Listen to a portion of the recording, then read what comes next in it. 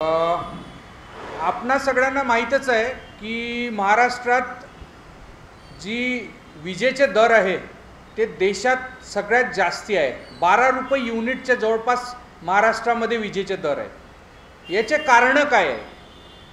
महाराष्ट्रामध्ये महावितरण ही वीज प्रामुख्याने महाजेनको घेत असते। महाजेनको हे थर्मल पॉवर प्लांट प्रामुख्याने चालवतात। हे thermal power plant Koradi, Khaparkheda व चंद्रपूरमध्ये आहेत।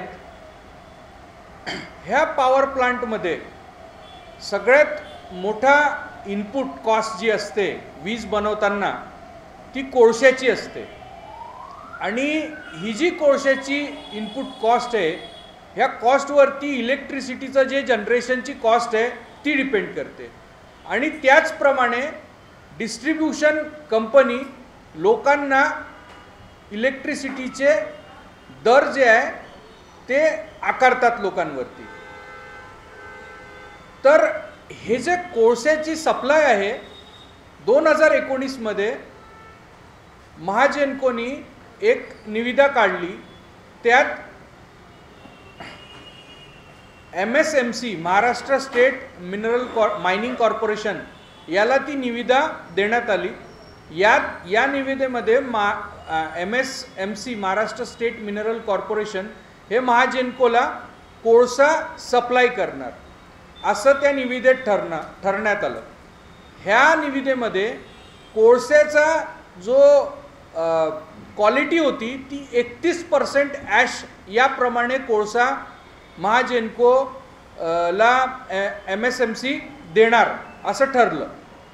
आता ही जी MSMC आहे ही कोळसा घेते कुठनं? ही स्टेट महाराष्ट्र गव्हर्नमेंटची एक ऑर्गनायझेशन आहे। हिचा कोळसा हा जो कोळसा आहे हा कोळसा हे लोक प्रायव्हेट वॉशरीजकडनं घेतात। तर याच्यात ह्या MSMCला प्रामुख्याने रुक्माई इन्फ्रास्ट्रक्चर, हिंद मिनरल्स व महावीर मिनरल्स अशा प्रामुख्याने ह्या वॉशरीज कोळसा सप्लाय करतात। हा जो कोळसा आहे हा 31% ॲश कंटेंटचा सप्लाय करायला पाहिजे, पण हा कोळसा खऱ्या अर्थानं 50% किंवा त्याहून अधिकचा हा कोळसा सप्लाय करण्यात येतो। 50%हून अधिकचा जो कोळसा आहे याची कॅलोरिफिक व्हॅल्यू जी असते ती कमी असते, म्हणजे त्याची ज्वलनशीलता जी असते ती कमी असते। आणि ज्वलनशीलता कमी असल्यामुळे हा जो इनपुट कॉस्ट आहे इलेक्ट्रिसिटी जनरेशनमध्ये हा इनपुट कॉस्ट वाढतो आणि त्याचमुळे महाग वीज जी आहे ही बनवल्या जाते। त्याचबरोबर हा जो कोळसा सप्लाय करत आहेत ह्या प्रायव्हेट वॉशरीज ह्याच्यात ESP डस्ट असते आणि डोला 4 असतो, म्हणजे हे कोळशासारखं दिसणारा एक पदार्थ आहे, खनिज सारखंच आहे, हे जमिनीतूनच काढल्या जाते, कोळशाच्या आजूबाजूला मिळतं ते। हे सुद्धा त्या कोळशामध्ये मिक्स करून हे लोक महाजेनकोला हा कोळसा MSMC च्या माध्यमातून सप्लाय करतात। याच्यात जी ज्वलनशीलता आहे कोळशाची परत कमी होते, कारण याच्यात ही एका प्रकारची भेसळ होते। त्याचबरोबर याच्यात आयनचा कंटेंट वाढतो आणि त्याच्यामुळे जे विद्युत केंद्र आहे त्याच्या पॉल्युशनही वाढतं आणि त्याच्यामुळे लोकांना विभिन्न प्रकारच्या रोगराईसुद्धा होतात। तुम्हाला माहीत असेल की कोराडी, खापरखेडा किंवा चंद्रपूर या भागामध्ये श्वासाचे रोग, हाडाचे रोग किंवा किडनीचे रोग हे मोठ्या प्रमाणात आले आहेत आणि याच्यामुळे सरकारी जी स्वास्थ्य व्यवस्था आहे याच्यावरती दबाव वाढतो। त्याचबरोबर त्याच्यात अजून एक दुसऱ्या प्रकारचा भ्रष्टाचार सुरू आहे। जो कोळसा MSMC सप्लाय करते महाजेनकोला त्या कोळशामध्ये काही कोळसा रिजेक्ट करण्यात येतो, नाममात्र ते रिजेक्ट करतात। तर याच्यात काय सुरू आहे की जो चांगल्या क्वालिटीचा उच्च दर्जाचा जो कोळसा आहे तो ते लोक रिजेक्ट करून राहिले आहे आणि तो कोळसा ह्या वॉशरीजच्या माध्यमातून जे उपभोक्ता आहे, इंडस्ट्रियल उपभोक्ता आहे, त्यांना तो कोळसा सप्लाय करण्यात येतो। आणि हा कोळसा हे लोक वाढीव दरावर, उच्च दरावरती जास्ती नफा घेऊन हा कोळसा विकत आहे। तर ह्या सगळ्या ही जी निविदा आहे जी महाजेनकोनी MSC महाराष्ट्र स्टेट मिनरल कॉर्पोरेशनला दिली आहे, ही निविदा रद्द करण्यात यावी ही अशी आमची पहिली मागणी आहे। दुसरं, याच्यात हे जे कट कारस्थान जे कोणी करत आहे ह्या लोकांवरती कारवाई करण्यात यावी आणि याच्यात बरोबर एक ज्युडिशियल इन्क्वायरी बसवण्यात यावी। त्याचबरोबर जो कोळसा रिजेक्ट होतो तो कोळसा हा इंडस्ट्रियल यूजसाठीच दिला जात असतो, तर ह्या कोळशाची तपास करण्यात यावी आणि हा कोळसा कोणाच्या मार्फतीने कोणत्या दर्जाचा आहे, कोणाच्या मार्फतीने हा कोळसा इंडस्ट्रीजमध्ये परत जातो, हा चांगल्या दर्जाचा कोळसा जो पॉवर प्लांटमध्ये वापरला गेला पाहिजे हा इंडस्ट्रीमध्ये जातो, हा कोणाच्या माध्यमातून चालला आहे याच्यावरती सुद्धा तपास करण्यात यावी, इन्क्वायरी बसवण्यात यावी आणि जे दोषी आहेत त्यांना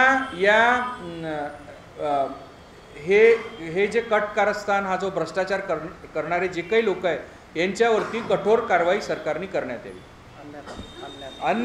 अन्यथा आम आदमी पार्टी या विषयाला रेटून धरेन आणि येणाऱ्या काळात आम आदमी पार्टी या विषयावरती जन आंदोलन करणार।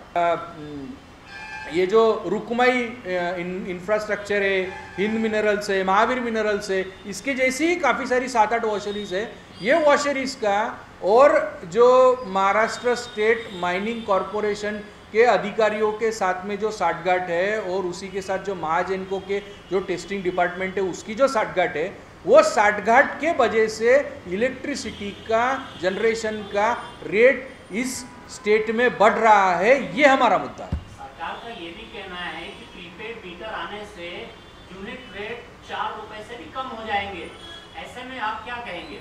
नहीं तो उन्होंने उसका स्पष्टीकरण देना चाहिए, क्यों कैसे कम होंगे, क्या कारण है, ऐसी क्या टेक्नोलॉजी वो वापरने वाले हैं कि 4 रुपये से कम होने वाले हैं। जो बिजली ये लोग 12 रुपये यूनिट से बेच रहे हैं, इनके पावर परचेस एग्रीमेंट्स क्या बताते हैं। जो प्राइवेट सेक्टर से भी ये लोग खरीदते हैं तो PPP रेट्स क्या रेट पे खरीद रहे, तो वो क्या है कि हायर रेट पे बिजली खरीदेंगे और लोअर रेट पे बेचेंगे, ऐसा तो होता नहीं है। कमर्शियल एस्टेब्लिशमेंट्स में ऐसा होता नहीं है। तो हम लोगों को ये चीज़ समझनी पड़ेगी, इस मुद्दे को समझना पड़ेगा कि बिजली जनरेशन ये सबसे पहला कॉस्ट सेंटर है, ये पूरी चेन में सबसे पहला कॉस्ट सेंटर। ये जो ग्रिड को जाता है, ग्रिड को जाने के बाद ग्रिड से जो लोडिंग और अपलोडिंग और रोलिंग और डाउनलोडिंग चार्जेस जो देने पड़ रहे हैं, उसके बाद में डिस्ट्रीब्यूशन के जो चार्जेस देने पड़ रहे हैं, तो ये सारे चीज़ों के ऊपर ये पूरी जो कॉस्ट सेंटर है सबके ऊपर हम लोग आएंगे। पर पहला जो मुद्दा है ये जनरेशन का है और ये हमारे इलाके का मुद्दा है। दिल्ली में और पंजाब में आम आदमी पार्टी की सरकार है, वहाँ मुफ्त बिजली कैसे दी जा रही है, किस आधार पे दी जा रही है? देखिए, सबसे पहला काम तो भ्रष्टाचार खत्म करना होता है ये सिस्टम में, और ये जो बिजली दी जा रही है ये कोई ऐसा तो नहीं है कि भाई सब्सिडाइज रेट्स में दी जा रही है। अच्छे पावर परचेस एग्रीमेंट्स किए जा रहे हैं। उसके बाद में जो अब आपको एक एग्जांपल देता हूँ, पंजाब गवर्नमेंट का पास में पावर प्लांट नहीं था, पर पंजाब गवर्नमेंट के पास में छत्तीसगढ़ में कोल माइन थी, तो पंजाब गवर्नमेंट ने पावर प्लांट खरीदा और खुद की ही कोल माइन जब होती है, कंप्लीट सर्किट जब कंप्लीट होता है तो जो जनरेशन कॉस्ट होती है वो कम होती है, सिंपल है। और यही जो आपका कहना है कि भाई बिजली दी जाती है, फ्री दी जाती है, लोगों को बिजली बचाने भी तो लगाना पड़ेगा ना आपको। तो ये लोगों को प्रोत्साहित करना होता है कि भाई 200 यूनिट से कम बिजली का बिल आप रखिए तो उससे आपका बिल पूरा फ्री होगा। 200 यूनिट से ज़्यादा रखोगे तो आपको काफ़ी सारा बिल देना पड़ता है। तो बिजली का कम इस्तेमाल हो, इसके लिए भी जनता को प्रोत्साहित आम आदमी पार्टी की सरकार करती है।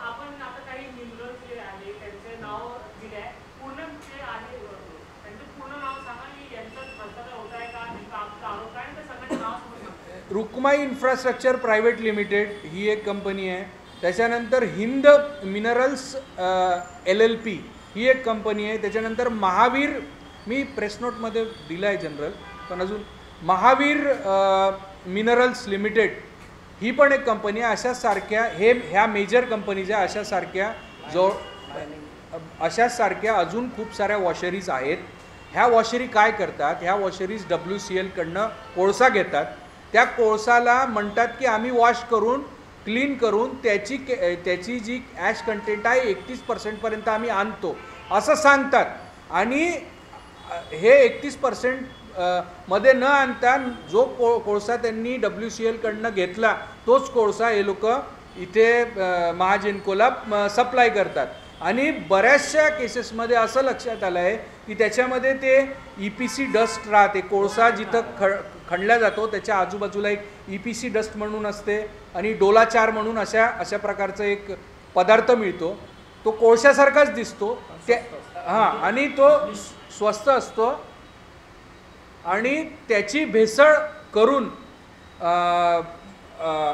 ह्या कोळशाला महाजेनकोला सप्लाय करण्यात येतो.